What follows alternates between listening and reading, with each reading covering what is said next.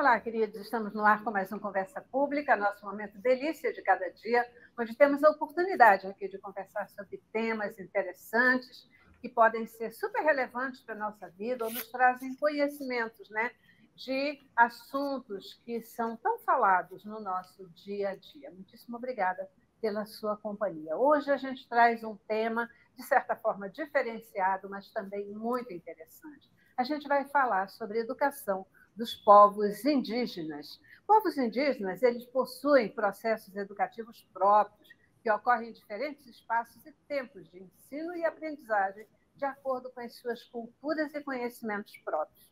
O fomento da educação comunitária dos povos indígenas possui um viés transversal, que promove a interface com ações de diferentes setores e instituições que atuam com a questão indígena e cujas políticas demandam uma abordagem educativa, sempre visando o reconhecimento da autonomia dos povos indígenas. Hoje, a gente vai conversar com o professor José Aguilera, ele que é o secretário executivo da ABRUC, que é a Associação Brasileira das Universidades Comunitárias, e que tem se preocupado de maneira assim, muito, muito especial com a questão da mobilização cultural dos povos indígenas. Professor José Aguilera, muitíssimo obrigada pela sua presença aqui no Conversa Pública e seu tempo para estar aqui conosco. Grato eu, Celeste, grato pela oportunidade desse tema, desse diálogo, e por participar de uma agenda virtual que tem muita relevância no país. Verdade. À tua disposição. Tá. A gente tem falado muito, né, sobre a questão dos povos indígenas. Aliás, eu já queria começar, para eu não ficar aqui cometendo nenhum tipo de erro, a gente deve falar e pode falar tranquilamente povos indígenas ou agora a gente tem que falar povos originários? Como é que é essa história, professor? Povos indígenas é a forma como a gente usualmente, coloquialmente, promove no diálogo, né? Povos originários, povos ancestrais também estão no diálogo político, né? Mas temos outros povos ancestrais também, ainda que considerando uma história aí de 500 e poucos anos de Brasil, nós temos comunidades tradicionais, comunidades típicas. Agora, politicamente, nós evidenciamos mais essa nomenclatura. Povos indígenas, comunidades indígenas. Perfeito. Então, é essa expressão que a gente vai estar usando aqui hoje na nossa conversa. Professor, qual é o papel da escola para os povos indígenas? A escola, ela é um espaço estruturante na vida de todas as sociedades, sejam elas urbanizadas, do campo, indígenas, ribeirinhas. Todas as comunidades hoje, elas não podem prescindir da escola como um espaço socializante de formação e um espaço hoje social em todos os níveis e sentidos. Em se tratando dos povos indígenas, das comunidades indígenas, é um grande desafio para o país também, considerando que nós temos, segundo o censo do IBGE, 274 comunidades falantes com distintas línguas, né? Além do português, que seria a 275ª língua, Libras, que também é uma comunicação, né? São 276 línguas que nós temos no país. Como a escola pode trabalhar essa dinâmica? Então, a escola é diariamente desafiada para não fazer do português, vamos dizer assim, que ele é mais largo no país, né? Uma língua opressora, mas seja uma língua parceira dos povos indígenas. Maravilha, maravilha. A gente já, né, até colocou isso um pouquinho na nossa abordagem inicial, porque é sempre uma questão muito discutida quando a gente fala de qualquer processo junto a essas comunidades, da interferência na cultura indígena, da modificação do comportamento, em função disso, muitas vezes, os indígenas são até impedidos de ter um conhecimento mais abrangente, uma vivência mais abrangente com essa fala, né, de interferência. Qual é o papel da universidade comunitária ou das universidades comunitárias nessa formação dos indígenas e como que se estabelece essa relação de, eu vou aqui usar, talvez não seja adequada, mas de interferência ou invasão na cultura indígena? Eu acho que você está tendo um cuidado muito adequado. São as duas relações que existem, né? Existe a interferência, é inevitável. E é necessário ter o cuidado também para que essa interferência ela seja uma interferência propositiva. Daí a importância das escolas, sejam em nível médio, básico, a educação fundamental, mas especificamente, como você citou, Celeste, as universidades tenham um papel de uma presença que promova a autonomia, que valorize as culturas locais. Imagine 274 comunidades de línguas falantes distintas, é muito desafiador para que se dialogue com esse conteúdo e promova a sua autonomia. Vira e mexe, nós temos assim alguns estrilos, né? Nordeste, Sudeste, Sul. Estamos falando daqueles da língua portuguesa com o seu conjunto, com as riquezas e as diversidades que nós temos. Isso também perpassa pelas comunidades indígenas, né? É preciso ter a oportunidade de uma universidade que reconheça não somente aquele jovem, aquelas crianças, os adultos, mas também se aproxime da sua linguagem, da sua comunicação. Língua é identidade. Se a gente não reconhece a identidade a partir da linguagem, é mais desafiador para que a gente promova o intercâmbio necessário, a convivência necessária e, mais ainda, a valorização desses povos que, agora, com a presença do Ministério dos Povos Indígenas, com a ministra Sônia Guajajara, ganha mais visibilidade, não só visibilidade, mas também a responsabilidade de promover que estes espaços tenham a sua autonomia no diálogo com aqueles que estão no campo, na cidade, não indígenas, via de regra. Perfeito, perfeito. Professor, como que a escola ela pode colaborar para a valorização desses povos e dessa cultura, né? Como é que ela pode alavancar a cultura indígena? Eu tenho muita identidade com esse tema e com esse assunto, porque eu sou amazonense, né? Tenho essa veia indígena, né? E muitas vezes já sei o que é esse olhar diferenciado, entendeu? Que às vezes as pessoas dizem assim: uau, você do norte indígena, você fala tão bem. Já ouvi esse tipo de expressão, sabe? É como se as pessoas do norte, os indígenas, eles fossem inferiores, né? Como a escola pode colaborar para valorizar a cultura dos povos indígenas? Xererrahu Guarani, Xemitaixuri de Iguaçu Porã. Também sou de uma região indígena, Celeste. Eu sou do Mato Grosso do Sul e minha avó, ela é de ancestralidade guarani. Então, eu cresci ouvindo um pouco do Guarani, né? Já estou bem mesclado, como muitos brasileiros que somos, né? E brasileiras, nessa miscigenação, não só linda, positiva e necessária para o país, né? Essa oportunidade de dialogar com diferentes raças, etnias, comunidades originárias, como você disse também, né? Os povos indígenas. E eu percebo que a escola ela tem um papel fundamental no fortalecimento dessas relações, né?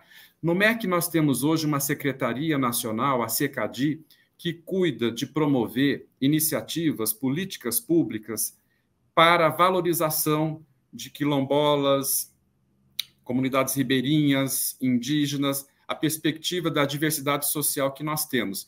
E é importante que a gente acompanhe essa política para que a gente fortaleça nos territórios esses espaços de formação, que são as escolas, né? Nós temos outros espaços formativos também, não escolares. E as universidades também, né? Nós temos a plataforma Abdias Nascimento, que a CAPES retoma para promover, dentre outros temas, também a valorização na perspectiva indígena, com professores, com docentes indígenas, para além da titulação, que é um conteúdo muito próprio, né, dessa dimensão acadêmica europeizada que nós temos no nosso país, no modelo, principalmente o modelo francês, que nós temos presente na nossa academia, mas promover pelos saberes tradicionais, pelos saberes dos povos indígenas também, o reconhecimento destes formadores, destes mestres e mestras, desses doutores e doutoras, e a academia já passa por um processo de atualização para além daquele espaço formal de ensino. E isso é importante, porque nós temos muitos e diversos saberes. Acompanhar esses conteúdos, acompanhar essas políticas públicas é papel de todo educador, de toda educadora, de toda universidade, seja ela pública, seja ela particular, seja ela comunitária, para que a gente vá fortalecendo justamente essas relações que a academia promove, não somente na formação, mas na valorização dessa multi-identidade que nós temos no país. Perfeito. Porque é isso, né? Na verdade, a gente está falando aqui de um cuidado e de um olhar específico para se tratar uma cultura própria, mas esse cuidado ele deveria ser absolutamente abrangente nas escolas, universidades, etc., né? Valorizando as culturas, levando em consideração as diferentes realidades, porque é isso. Os saberes eles são múltiplos, né? Eles não são específicos e não estão assim enquadrados dentro de um currículo, seja de qual for a universidade, né? Esses saberes eles são realmente múltiplos. Professor, fala para a gente o que são essas universidades comunitárias. As universidades comunitárias são instituições sem fins lucrativos, são de direito privado, porém sem fins lucrativos. Elas não têm um proprietário, um dono, ações na bolsa. Ela é uma associação ou uma fundação, daí uma característica dela de ser pública, não estatal, né? Então, ela está muito próximo do modelo público naquilo que é a sua responsabilidade na comunidade em nível de ensino, junto com o segmento público, propriamente dito, né? As federais, as estaduais e municipais. Esse conjunto aí perfaz aproximadamente 45%, 46% das matrículas que nós temos hoje no país, que estão ali perto de 9 milhões de pessoas, jovens, adultos, matriculados na educação superior. As comunitárias e o segmento público perfazem ali aproximadamente 46% desse conjunto. Uhum. E de que maneira essas instituições elas estão buscando fazer a promoção da justiça social para os povos indígenas? Via de regra, as instituições comunitárias, faculdades, centros universitários, universidades, elas nascem, elas surgem da formação de professores das licenciaturas, né? Português, matemática, física, química, biologia. Então, elas nascem das tradicionais faculdades de filosofia, ciências e letras, né? Como uma missão de promover a formação de professores e professoras para o país.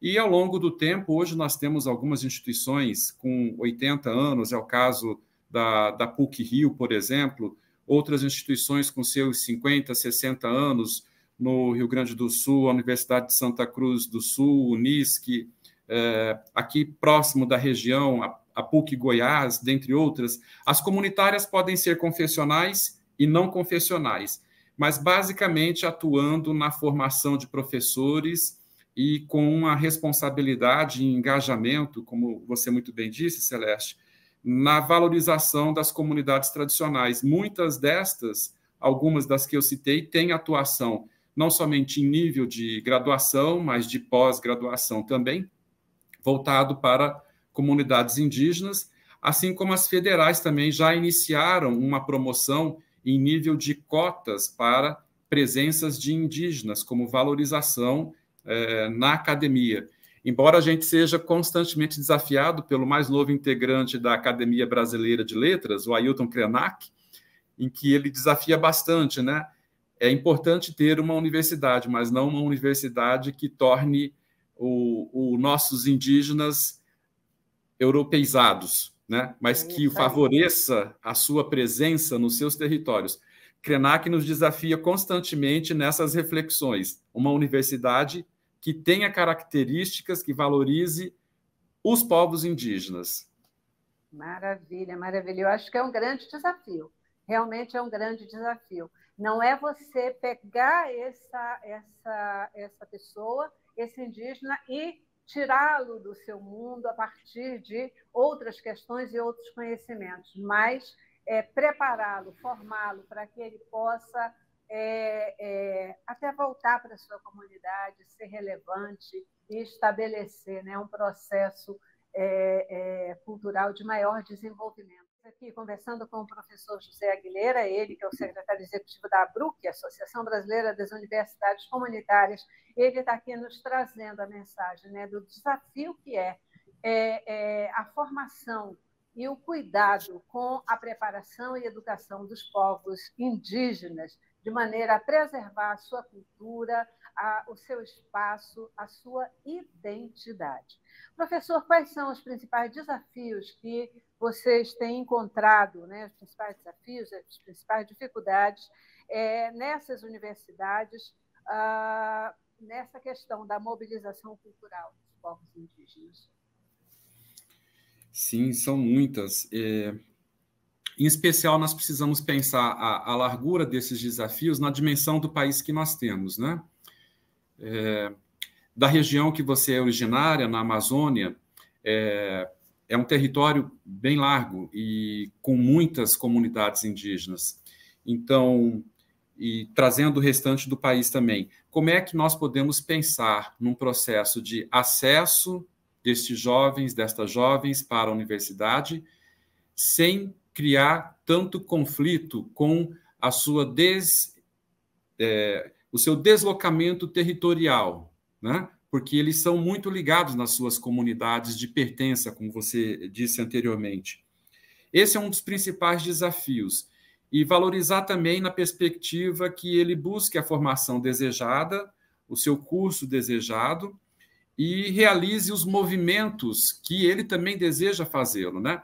Alguns vão desejar regressar à sua comunidade de origem, outros vão desejar formação em outros espaços, e isso é legítimo, mas, principalmente, o desafio maior é como é que a gente favorece a mobilidade destas comunidades indígenas nas universidades com a assistência na sua moradia, na sua alimentação, no acesso a conteúdos complementares que a academia favorece.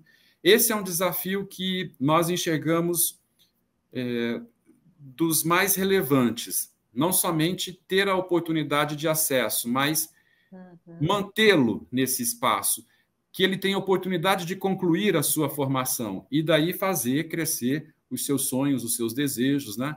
Dentre outras questões que nós temos em nível nacional, que aí desdobram para outras comunidades também não indígenas, mas você foi bem específica, e essa realidade com as comunidades indígenas, com 274 comunidades falantes no país, nós precisamos nos preparar também para ter o espaço de escuta e de fala com essas comunidades. Estamos preparados para poder recepcionar 274 línguas?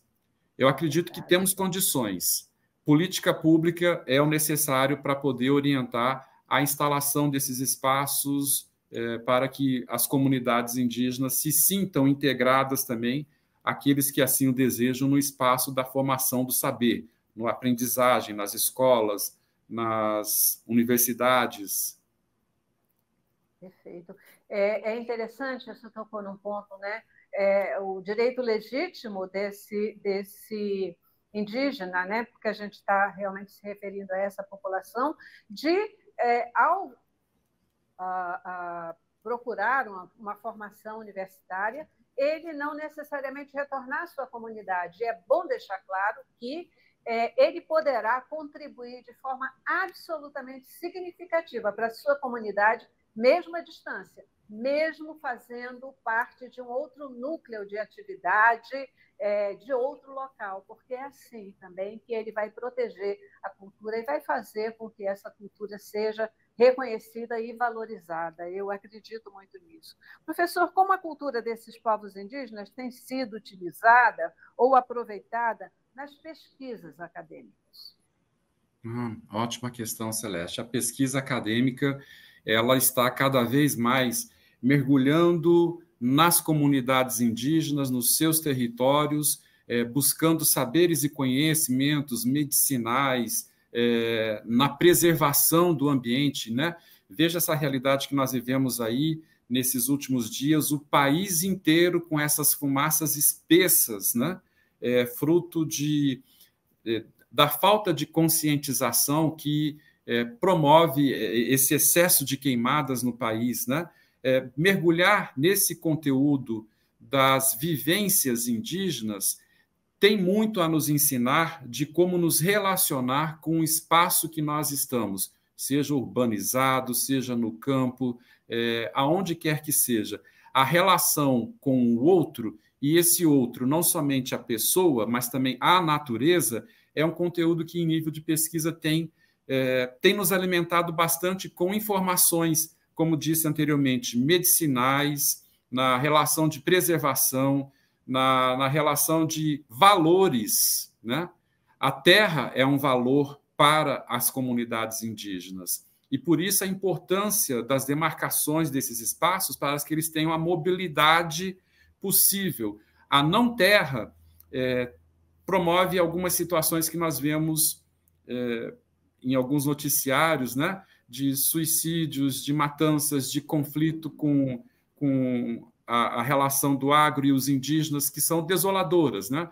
Mas as pesquisas têm trazido muitas informações das comunidades indígenas para o espaço do não indígena, e isso é importante. Verdade. E até isso mesmo, né? Poder aprender com o indígena a amar a terra, a valorizar a terra, porque ou a gente vai aprender pela dor ou pelo amor, a gente vai aprender pela busca do conhecimento, pelo entendimento desse conhecimento, ou pelo impacto que essa terra vai devolver para a gente, pelos maus tratos que a gente efetivamente vai oferecer a ela, né? Ou ter com ela. Professor, infelizmente, meu tempo ele acabou. Eu tenho que encerrar a nossa conversa. Eu queria deixar esse tempinho final aqui para o seu recado. Vocês, das universidades comunitárias que têm cuidado, né? Dessa população, que tem cuidado do ensino, o seu recado final para o nosso telespectador. Grato pela oportunidade, Celeste, e a todos que nos assistem, e que não somente as instituições comunitárias de educação superior, mas as particulares e as públicas tenham consciência de desenvolver essa formação em que a gente consiga superar o desafio do não retorno ao contato com a natureza, do não retorno às vivências necessárias, e que nós temos muito que aprender com as comunidades indígenas. É eles que estão nos cuidando para que a gente tenha oportunidade de retornar, que sejamos espaços de formação que aprendam. Ainda é tempo de retornar nas melhores relações possíveis e nas relações uns com os outros e com a natureza. Obrigado, Celeste, e grato a todos que nos assistem. É isso aí, ainda é tempo, ainda dá tempo, né? E a gente tem que ter essa noção com muita clareza. Queridos, eu conversei com o professor José Aguilera, ele que é o secretário executivo da ABRUC, Associação Brasileira das Universidades Comunitárias, um tema assim, super bacana. Eu ficaria aqui mais horas conversando com o senhor, viu, professor? Muitíssimo obrigada pela sua presença aqui conosco no Conversa Pública na Rede Boas Novas de Televisão. Obrigada mais uma vez e obrigada a você também que participou conosco. Até a próxima.